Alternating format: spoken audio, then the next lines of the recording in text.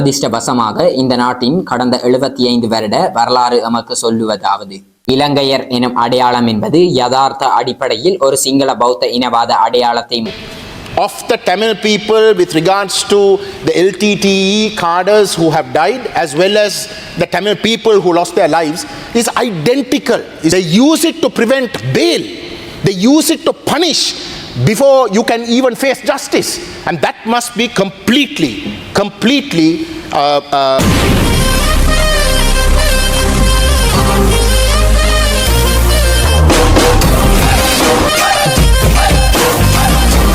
எமது கட்சி ஒரு காலத்தில் இலங்கையர் எனும் அடையாளத்தை நம்பி ஸ்ரீலங்கா அரசாங்கங்களுடன் இணைந்து செயற்பட்ட கட்சியாகும். ஆனால் இலங்கையர் எனும் அடையாளம் என்பது தொடரும் சிங்கள பௌத்த மேலாதிக்கத்தை மூடி மறைக்கும் ஒரு மாய தோற்றம் என்ற உண்மையே வரலாறு எமக்கு சுட்டிக்காட்டியுள்ளது என்று தமிழ் தேசிய மக்கள் முன்னணியின் தலைவரும் நாடாளுமன்ற உறுப்பினருமான கஜேந்திரகுமார் பொன்னம்பலம் இன்று நாடாளுமன்ற உரையில் தெரிவித்துள்ளார். ஜனாதிபதி அனுரகுமார திசாநாயக்கவின் கொள்கை விளக்க உரைக்கு பதிலளித்து உரை நிகழ்த்தும் போதே கஜேந்திரகுமார் பொன்னம்பலம் இதனை தெரிவித்துள்ளார். நான் இங்கு அங்கம் வகிக்கின்ற அகில இலங்கை தமிழ் காங்கிரஸ் கட்சியானது இலங்கையர் எனும் அடையாளத்தை ஒரு காலத்தில் மிகவும் நம்பியிருந்தது. இந்நாட்டின் அரசாங்கங்களுடன் இணைந்து வேலை செய்தும் இருந்தது.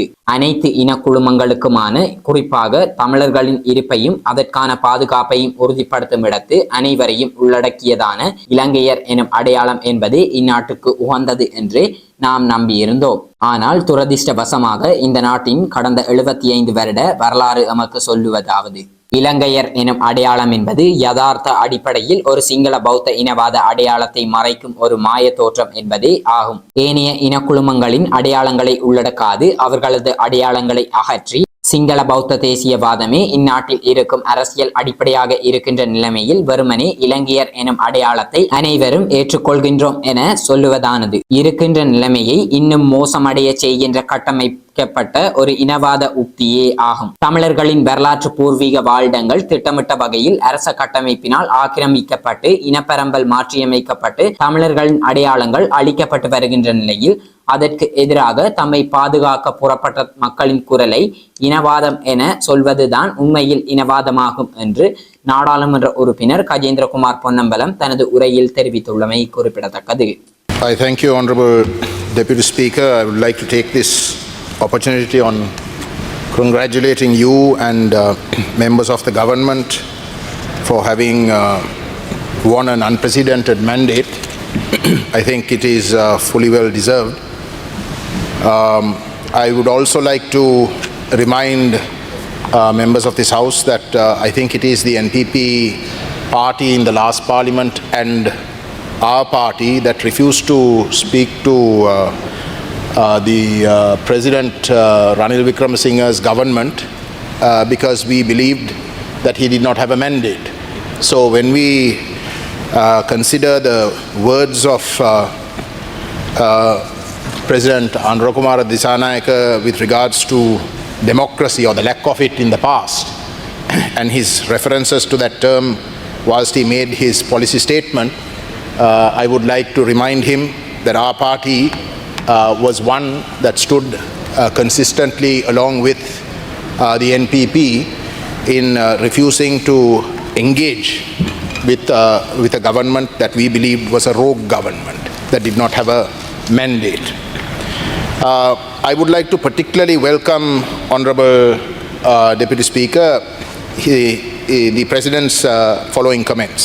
He says on page 1 of his speech, it's the English speech that I'm reading from, I also acknowledge that there are communities that did not trust us but instead placed their faith in other political movements.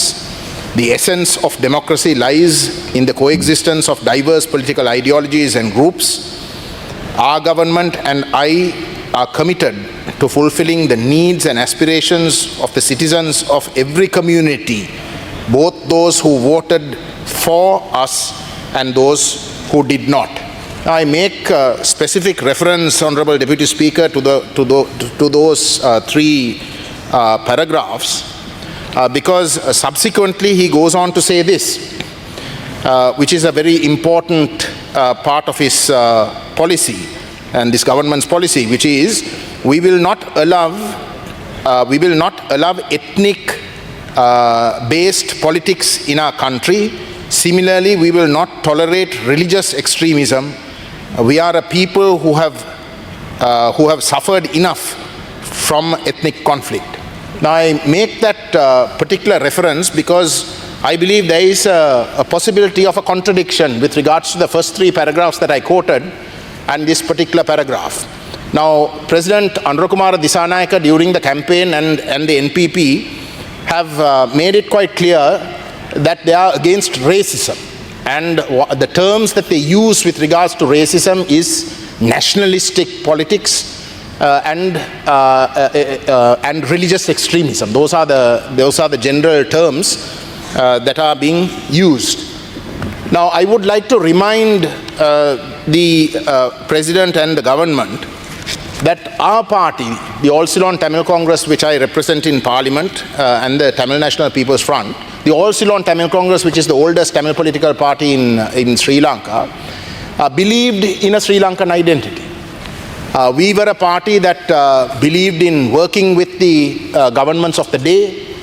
We joined governments. Our leader, Gajendrakumar Ponnambalam, became a cabinet minister. And we believed in fully cooperating. As long as the Tamil identity was protected, we felt that a Sri Lankan all-encompassing identity is what is best for Sri Lanka. But unfortunately, if you look at the 76-year history of this country, that Sri Lankan identity has been just a facade for what is essentially a Sinhala Buddhist, almost a racist identity. To simply say that we are all Sri Lankan in a country where Sinhala Buddhism, Sinhala Buddhist nationalism has become the mainstay of politics, to the exclusion of all other identities, to the exclusion of all. I say it very particularly because in the previous government also, in the previous parliaments also, this notion of racism was spoken. Mahinda Rajapaksa spoke of racism. It is Gotabaya Rajapaksa spoke of racism, and that we shouldn't accept it. But their version of racism was when the Tamil people, after 75 years of distinct racism against the Tamil people, where we have been disenfranchised, where our lands have been grabbed, where the ethnic composition of the Northeast has been systematically tampered with, where colonization took place. Even today, just before this government coming into power, colonization schemes were taking place in the east. If I am to mention a few, in Batiklo, if you take Batiklo, Mailatham and Madhavane, areas where there is a distinct colonization project that is going on, in Vavuniya, in the north of Vavuniya. So, to talk in terms of racism when the Tamils have brought up the issues that we have faced for over 75 years, in being deliberately targeted in areas that we have historically habited, where our ethnic composition has been systematically changed, altered by the state policies. And when we rebel against those policies of the state, there is a potential for this last paragraph that His Excellency mentions to be also coined by this government as racism. So I would like clarifications, because you see, after 75 years of systematic anti-Tamilness in the Northeast, which is our areas of historical habitation, when we talk of our discrimination and the racism that has been meted out against us, to simply say that we must not talk about Tamil, Sinhalese, we must talk of Sri Lankan, is to simply erase that history of discrimination, of racism that has been meted out for 75 years against the Tamil people. It is a systematic racism. For example, Honorable Deputy Speaker, in the Human Rights Council, in the UN, Prince Zaid, who was the Human Rights High Commissioner, made it a point. He said that Sri Lanka cannot have an internal inquiry, an entirely internal inquiry for accountability, because of the ethnic conflict, because of the history of the ethnic conflict for over 35 years, that the institution of government have been so corrupted that they cannot deliver justice, particularly in an ethnic conflict sense. So these are important realities that we must address if we are to ever genuinely create security for all ethnicities, security for the Tamil people in particular who believe that they have been Honourable member, you have 1 more minute. who they believe have been discriminated against, and without doing that, to simply say that we must only talk in terms of a Sri Lankan identity is going to make matters worse. I would also, since I have such little time, mention one more thing. I think the whole of today we spoke in terms of the Prevention of Terrorism Act. Honourable Deputy Speaker, memorialization of the Tamil people with regards to the LTTE cadres who have died, as well as the Tamil people who lost their lives, is identical, is no different from the JVP's memorialization. There cannot be any difference. Both those armed struggles were silenced by the state, and both those armed struggles were legitimate. There were legitimate reasons why people were forced to take up arms. That is where we come from. So without addressing those legitimate reasons and finding solutions, to simply allow one as completely unbanned and being allowed to commemorate, whereas the other to have certain restrictions, I don't believe is fair.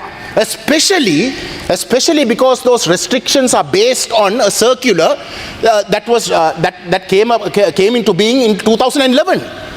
The very same government that your present government calls a racist government.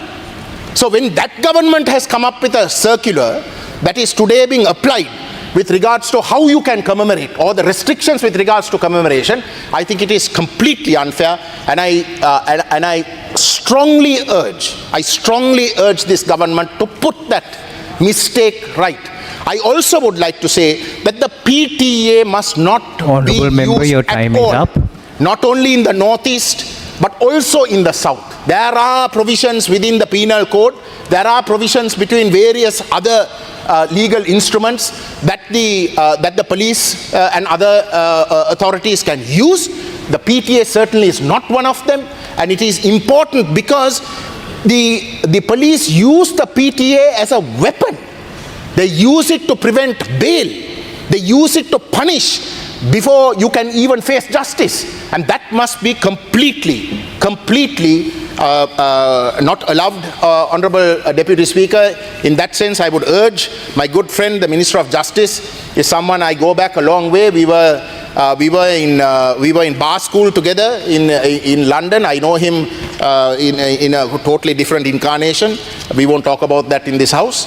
So I certainly have a lot of trust in him. I have a lot of respect for him. I know that he's certainly not a member who can be categorized as communal minded or as having a strong Sinhala Buddhist nationalist bias. And I would urge him to look into this matter, as well as the question of Tamil political prisoners. There are 9 who still continue to be incarcerated. I would urge for you to release them as early as possible. I would like to mention one individual. He's a member called Morris. He's known as Morris. I think the Honourable President knows him. I think the Honourable Vijita Herath knows him. He has been transferred without any reason from the Colombo magazine prison to Hambantota. And that was a victimization because the person previously made that transfer and retired. There is no reason whatsoever for that transfer. I would urge you to have an inquiry with regards to that. Thank you. மறக்காம surprise பண்ணுங்க. Thank you.